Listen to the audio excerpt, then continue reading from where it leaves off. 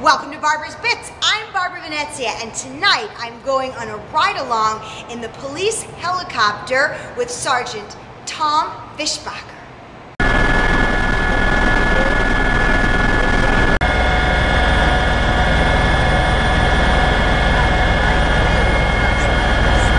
My name is Tom Fishbacher. I'm a sergeant with the Newport Beach Police Department, and I'm assigned to ABLE, Airborne Law Enforcement Services. And currently I'm a supervisor for the unit and also a pilot for the helicopter program. So we're now in the hangar, and tell us what we're seeing. What you're looking at are the two spare helicopters that we have at this point. One of them is always on standby in case there's a maintenance issue with the actual operational helicopter, and the other helicopter is in a maintenance cycle. So now that the ABLE program is basically going away, what happens to this hangar? Well, that's a very good question. The hangar is in a lease until April of 2012. There's a no option out on the lease, so unfortunately ABLE still has to maintain their portion of the hangar lease cost until that time. Because we share the hangar with the Orange County Sheriff's Department, they pay 50% of the hangar cost. Tom, they're talking about getting rid of this program. When this program goes away, that they would contract, maybe the city of Newport Beach would contract with the Orange County Sheriff. So would this be the helicopter that would be on call for you guys if you needed it? That's correct. And as you can tell, there's a difference in the size of the helicopter, and there's obviously a difference in the noise signature that the helicopters make. When I came in this morning, I asked you, well, if this program goes away, can't you just call up a helicopter rental service when you need one? There certainly is one at John Wayne Airport. And why couldn't you do that? Their helicopters aren't outfitted the same as our helicopter, and the most obvious part about it is obviously the searchlight. They don't have that. They don't have. That's probably the least bit of expensive equipment that they don't have. They also don't have a FLIR system, which is a forward-looking infrared system.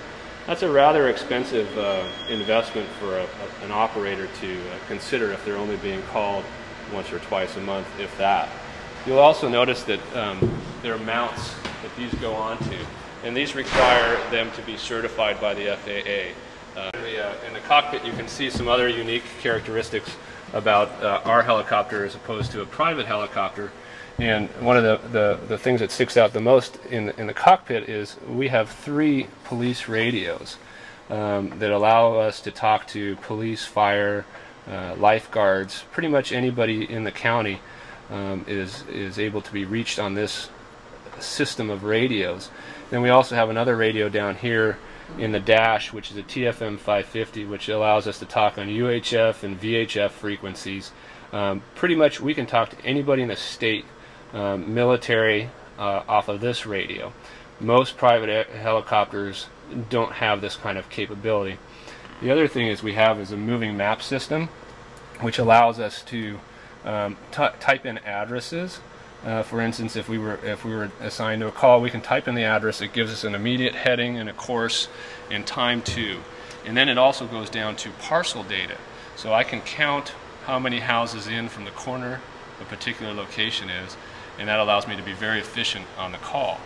This monitor also allows us to view the picture that we have from the FLIR ball.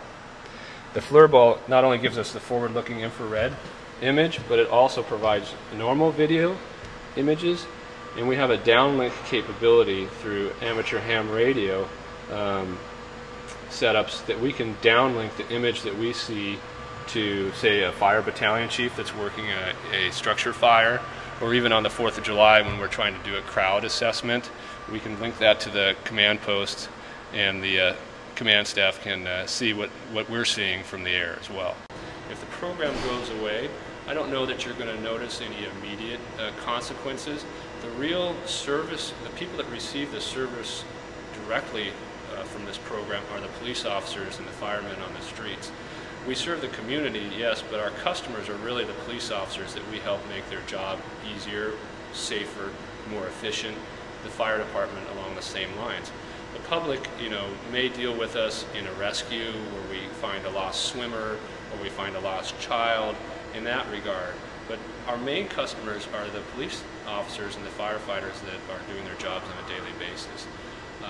it would only be speculation on my part as to how that would affect the jobs that they do. But in the last year, we responded to over 5,000 calls for service.